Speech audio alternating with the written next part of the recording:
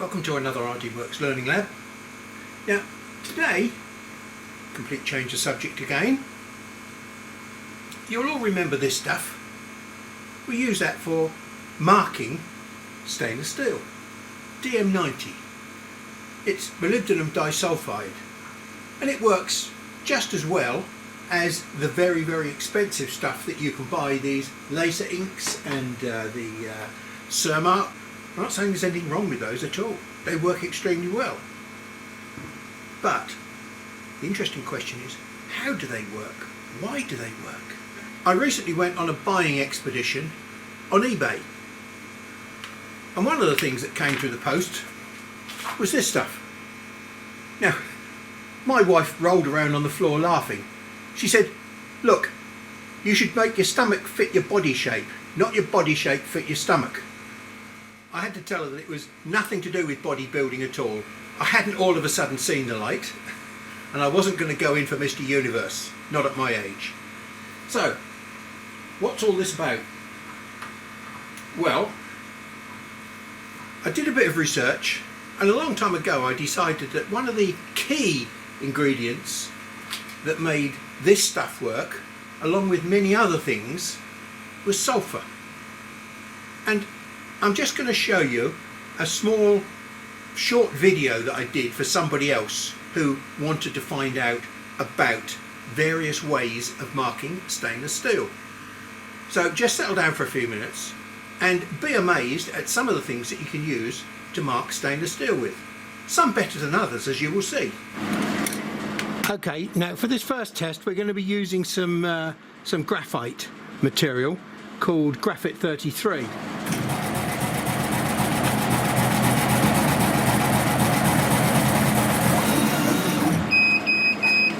Now the problem with all these spray-on materials is you have to remove it afterwards. This is not water soluble, so you have to clean it off with something like acetone.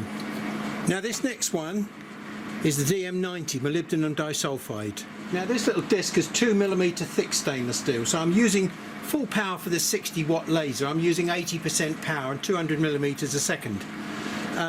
It depends on the thickness of the material, the power that you use. You've got to get the heat into the material, and the material bulk will actually conduct the heat away. So the thicker the material, the more the power.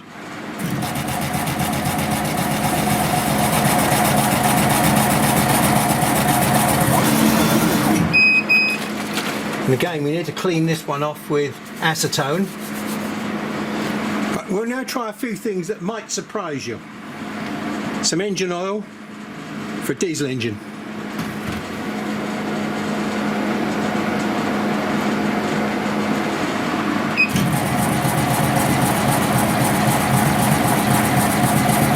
And no, it doesn't catch fire.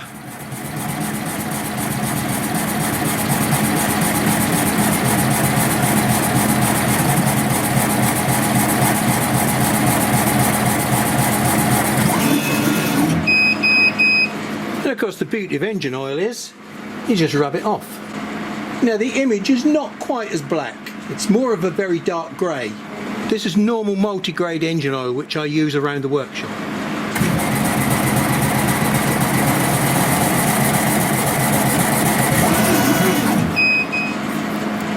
Now no workshop will be complete without this stuff.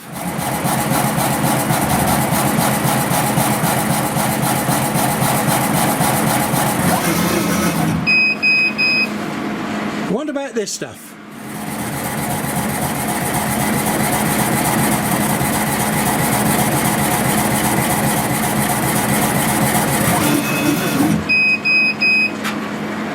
Even more surprised? Let's give this stuff a try, shall we?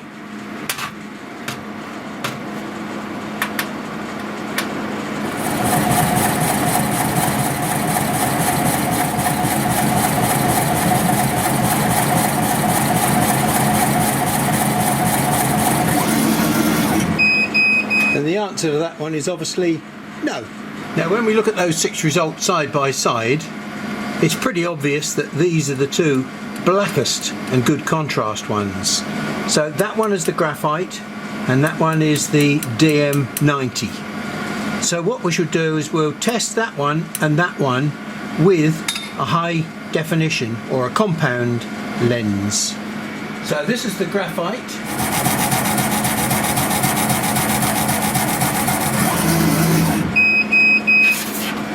And this one's the DM90.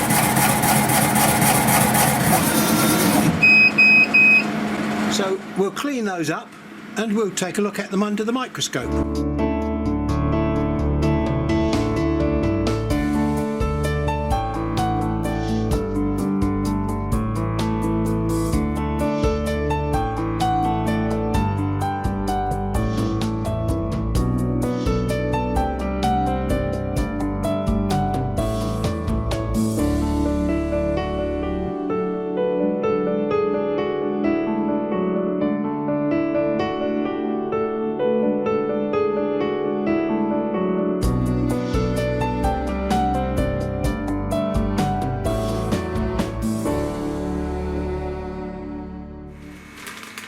I'm not going into drug trafficking.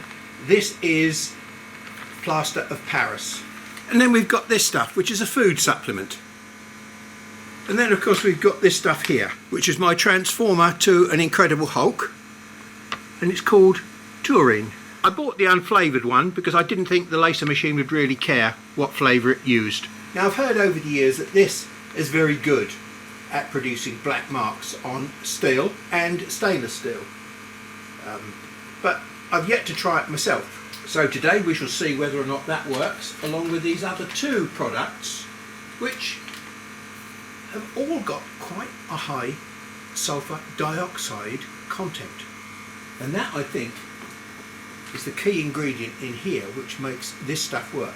Before I start, we are going to experiment with titanium dioxide just to prove, because there's no sulfur in that, that it is something to do with the sulfur and not to do with other chemicals. It's a chemical reaction that happens between the high nickel content that is in the stainless steel and the sulfur.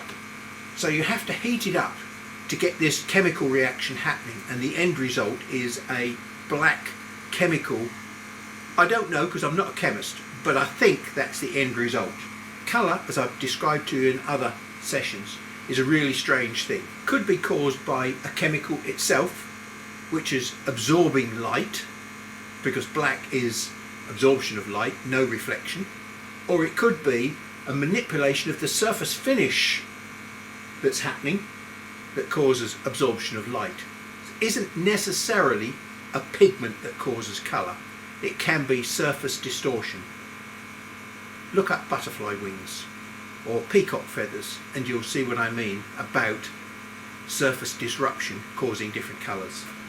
Now, to get my white powder onto the surface, what I do is I've got some of this stuff, isopropyl alcohol. So in this little bottle here I've got the remains of some titanium dioxide mix that I'd already prepared for another experiment, and it's mixed roughly in the ratio of 1 part solid to 1, 2, 3 parts liquid. Now, I bought a very cheap airbrush kit. As you can see, it's only got a very small container on it, but it's adequate to do what I need for my experiments. This mix very quickly sediments out, so it needs to be shaken thoroughly to get it well mixed just before you add it. It allows me to apply a very even coating, and it's instantly dry. So effectively what I'm doing is I'm almost laying a layer of powder directly on the surface. The one thing I hate about using titanium dioxide, it is a pigment used in white paint. It's also used in food colouring, toothpaste and various other things. It gets on your hands and it's very difficult to wash off. It gets everywhere. Now, as you'll see, look, this is only a powder that I've put in there. Basically, I've just laid a very thin layer of powder on that surface. So I've got to be very careful with it now.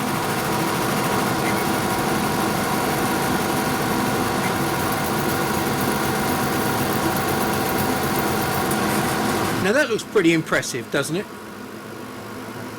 Question is, has that damaged or done anything to the surface of the stainless steel. We could go and wash it off with water because this is only a powder laying on the surface. But what I should do is remove it with some acetone. But actually it's easier just to wipe the powder off.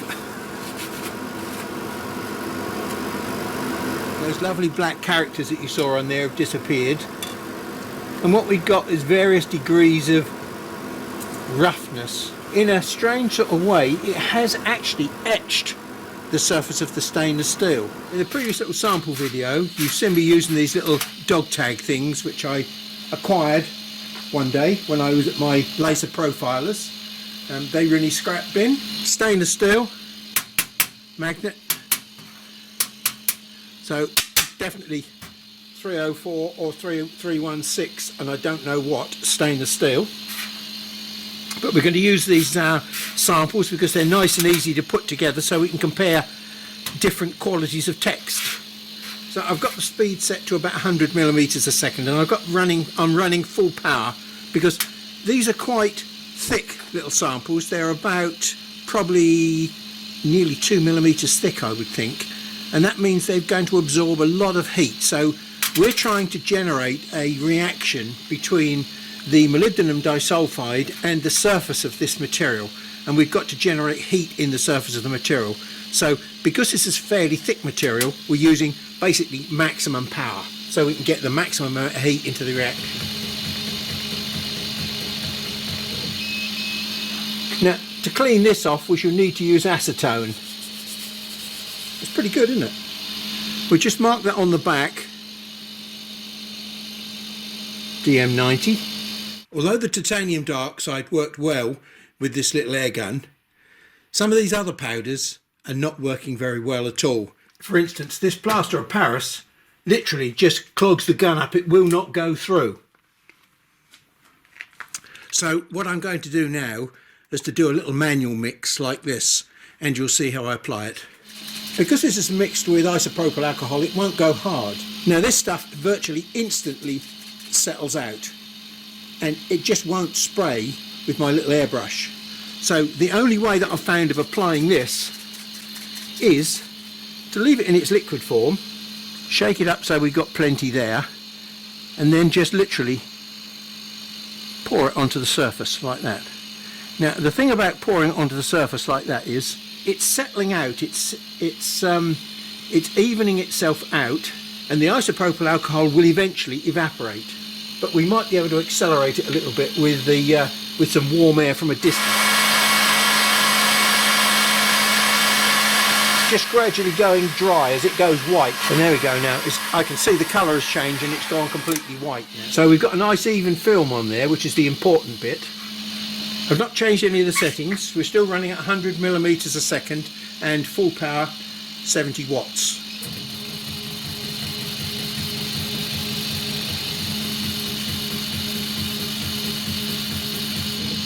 Because that's just plaster of Paris, that should be just a white powder on the surface. So I should literally, with a piece of tissue, yeah, look, this taurine. Now again, it is a very fine white powder. It's not as fine as the titanium dioxide, and so that would have clogged up my gun as well. It doesn't look as though it wants to dissolve or be held in suspension, surprisingly enough, but we'll give it a try quickly. Well, maybe I've got to do it that way.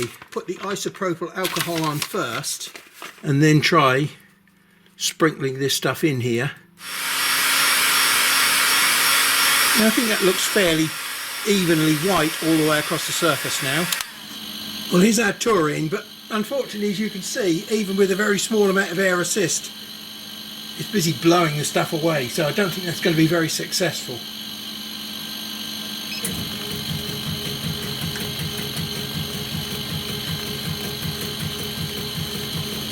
Very interesting smell.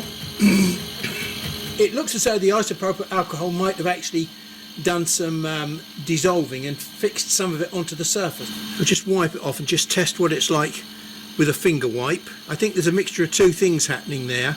I think the taurine is actually sort of stuck to the surface because it does feel as though there's something there. So let's just give that a wipe with some acetone to see how firmly it's bonded onto there. And the answer is it's not bad. We will do a mechanical abrasion test on all of these shortly. Okay, well let's try this food additive, this alpha lipoic acid. Although it's a nice fine powder, I can see reflections off of little crystalline structures in there, like little mini pieces of salt. So although it's very fine, I suspect that would clag up the gun as well. So let's see how this mixes with isopropyl alcohol, shall we? Actually, would you believe it? That looks as though it's dissolving in the alcohol.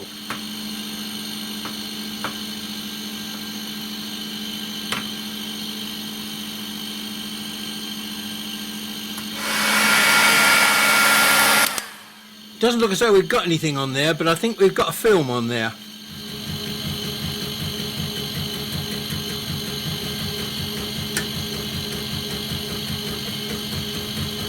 Weird smell. Oh, very sticky, almost sugary. Well, to be honest, that was pretty horrible stuff. Look, it's all sticky and sugary. So, although they work, not very nice products to work with. Okay, next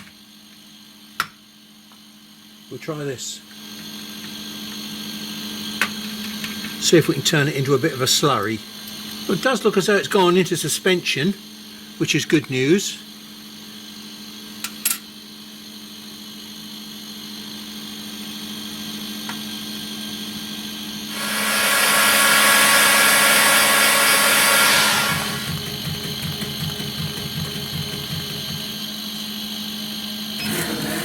Strange smell.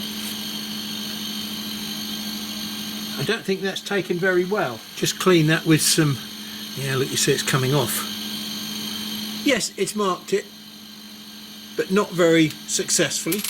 Now, from a long time ago, I've got this original Cermark, and to be honest, I should be able to just lift it off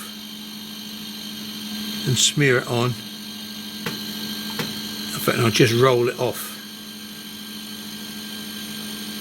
It's sufficiently horrible and gunky that it just leaves a film behind. Like, you can't actually scrape it off.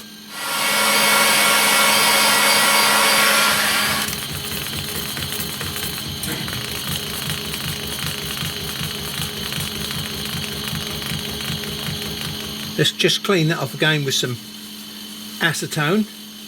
There's a quick comparison of the results. I've put the darkest ones on the top line next to each other so you can do a quick comparison.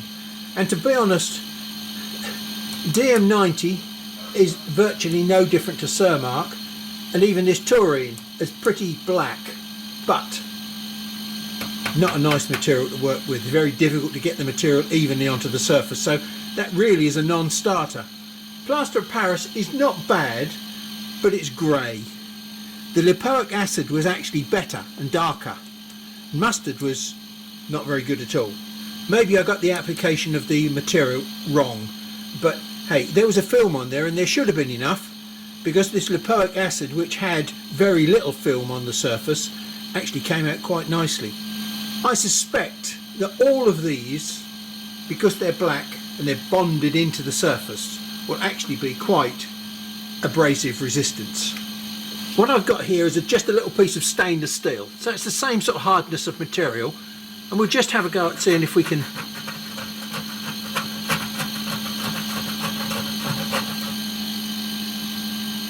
just see what damage we can do to these.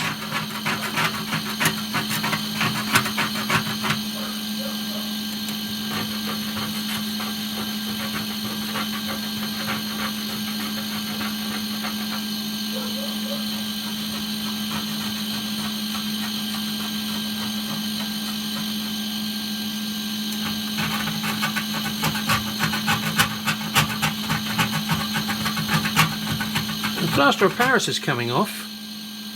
The mustard, well, it wasn't very stable to start with. So as you can see, the least impressive ones are the least durable as well. These are all very scratch resistant. But given the choice, we still come back to either Cermark, if you can afford it, or DM90. I mean, yeah, this stuff works well, but not easy to apply. I've done this DM90 on 3 different types of stainless steel standard finishes that you can buy. This one here is not mirror polished, it's called bright annealed. It looks shiny, but it's not really shiny. This one here is a finish called 2B, which has got a natural, almost a shiny oxide finish on it, which gives a nice silvery look to the material, but it's not shiny. And this one here has been what they call grained finished. It's what they call DP1, dull polish 1. The bonding is probably exactly the same, but it's the contrast of the background that makes the letters stand out. I mean, this one looks very nice, but as I turn it around to the light in various ways, you can see sometimes it looks good, sometimes it nearly disappears. I move it around as much as I like, and I've still got a good black readable text. Well, you've got to catch it in the right light to see that it's black, because it tends to come out rather brown.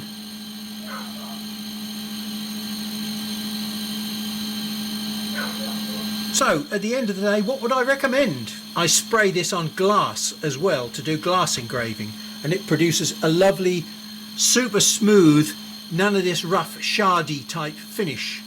So this has got a dual purpose.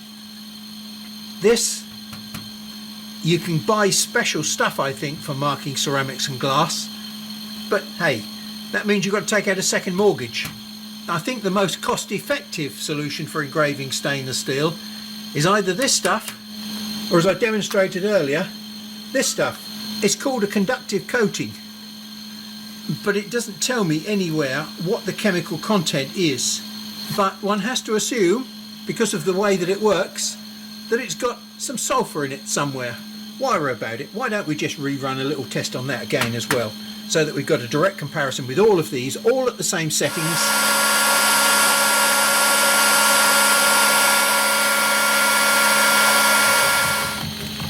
It engraves with a completely different colour, a nice bright white light, and it sits in there as a reasonable contender for these two. So there we go, it's a reasonable test of most of the chemicals that are available on the market easily and cheaply that will allow you to do stainless steel marking. It's not engraving, it's a chemical change that you're inducing into the surface. You're not actually removing material.